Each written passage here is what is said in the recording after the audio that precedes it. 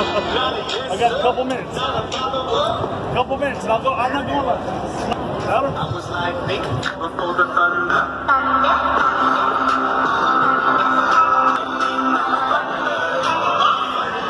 One minute. Just a young gun with the quick fuse. I was uptight. Fit the box with the mold, have a seat. Oh yeah, take a number. I was like me before the fuel surcharge, $1 plus fuel surcharge. Is anyone here making $1 plus fuel surcharge? Raise your hand. If you're making more than $1 plus fuel surcharge, raise your hand. There we go.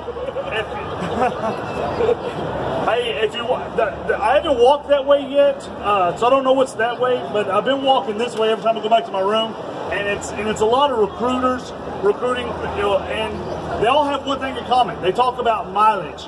And you don't see them advertising their rate, but they all have another thing in common, is that their rate is going to be $1 plus fuel surcharge.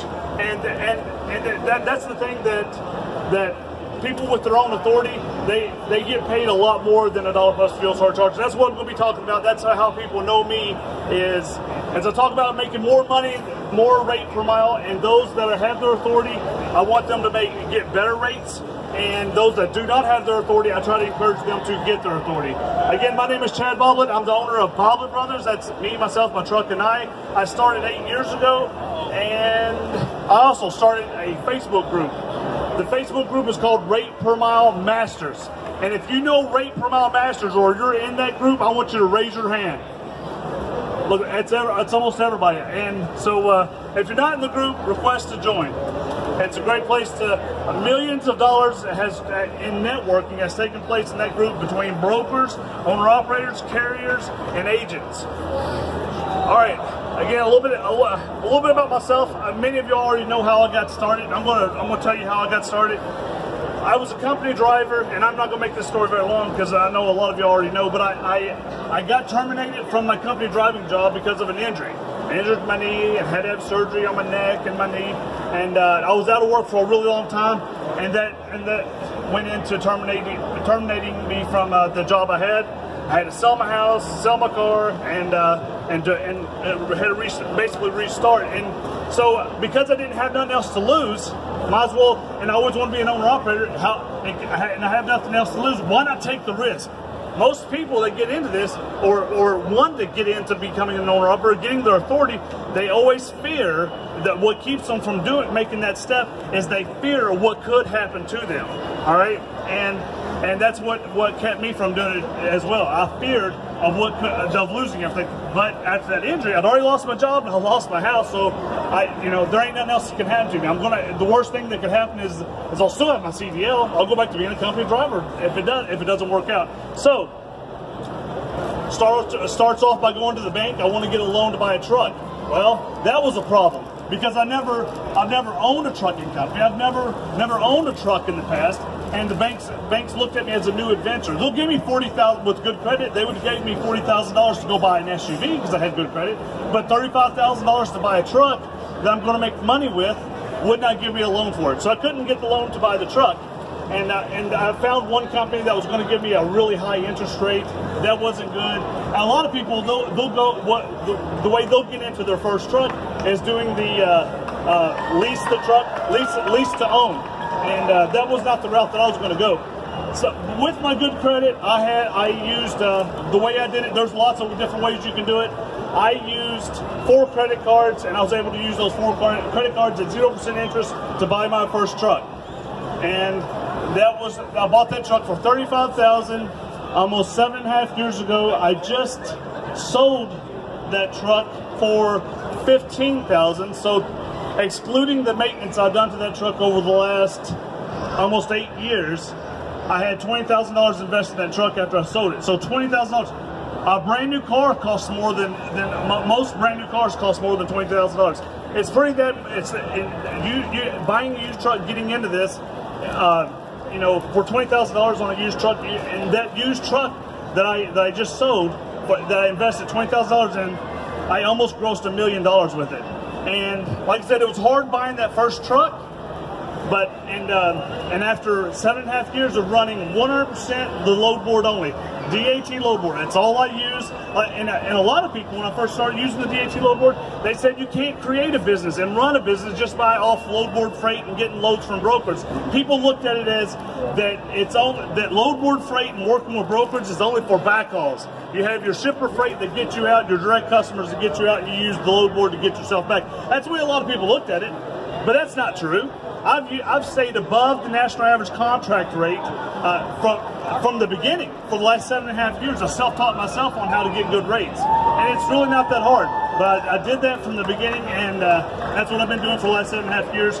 And I replaced that first truck with, you see it up here, I might be bragging a little bit, but it's not really bragging. I want you to know, running the spot market, you can purchase this truck, running the spot market. This is that's my brand new Freightliner Cascadia Evolution that I just purchased, fully loaded, that I'm now running 100% spot market. I'm not going to change. This is what I like doing. I am set up with over 150 different brokers. Brokers are my customers. A lot of people says, well, you gotta have your own shippers, you gotta have your own customers. No, I'm set up with over 150 different brokers. When I post my truck, any of those brokers that I'm set up with, they can call me and I can do a load immediately with them at dark 30 at night. It's an expedited load and I got myself posted. I can do with any of those 150 that I'm set up with, I can go and get in my truck and make some money with them. Oh, if you just run the spot market, you'll never be able to get home. Well, that's not true, because up until 2015, my way of doing things was to go from one hot market to another hot market. I'm getting ready I'll talk to you about going from one hot market to the next and finding those. But the way I would do it at the beginning was to go from one hot market to another hot market. I'd go out 2 to 3 weeks at a time, and I'd just stay gone and make as much money as I could, run the load board going from one hot market to another. As you can tell, the darker the color here is, the hotter the market is. And that's what I would do. But in 2015, it slowed down, and I had to change the way I did things. And because one thing is, I always want to go somewhere where it's better than what I'm in. This map right here, in 2015, January to February timeframe, it was completely white. There was nowhere to go that was any good. So I started focusing on, I live right here in Lexington, Kentucky. So I started focusing on a 200-mile radius of Lexington, Kentucky, and that puts me down into Nashville. And now my lane that I like running the most is Lexington to Nashville, Nashville back to Lexington. That's a dumbbell that I've created. Brokers know that I run that lane, and every time they have a load that's running Nashville to Lexington, Lexington to Nashville, because I post it so much that brokers now know, and I get a lot of calls on that lane. But anyway, and that allows me to by running that lane, I'm able to make. A lot of people don't like to run those really short runs, but they pay sometimes really good. And if you get 2 of them a day, you know, you're making more money than the guy that's staying out on the road doing the 600 and 500 mile runs. And that's so. Anyway, I said all that to say this. When I first started, I would stay out 200 days, 200 per diem days per year. After 2015, I've been averaging only 35 days a year. 35 days a year that I stay out in the truck. So anyway, that tells you that you can run local. You can go home. Some places are going to be harder than others, but it can be done. Maybe you only do 1 night a week out on the road, but it can be done. The number one tool, I self-taught myself on how to find good loads and negotiate with brokers. And the number one tool, I started off with the $35 load board. The Trucker's Edge. It was 7.5 years ago, same price. That's what I started off with, and it came with this one tool, this tool right here. This tool actually used to look like this, and you'd hover over the state, and it would tell you the amount of loads going in and the amount of loads going out. A little bit more complicated. Go back to the screen. And so this one tool is the tool that I use that's now a little bit more simpler form. Someone with your authority, raise your hand. Someone with their authority. Shane, okay, Shane's got his authority with a lot of trucks running underneath of it. Give me a trailer what trailer does your company mostly pull? Reefers. Okay, reefers. Tell me the worst state, Shane. The worst state that one of your drivers can be in right now with a reefer. Right now, probably Washington. Washington State with the reefer. I would disagree, but we're going to look at it. Reefer. He's got. Hold on. Go to the top. We got reefer selected up here at the top.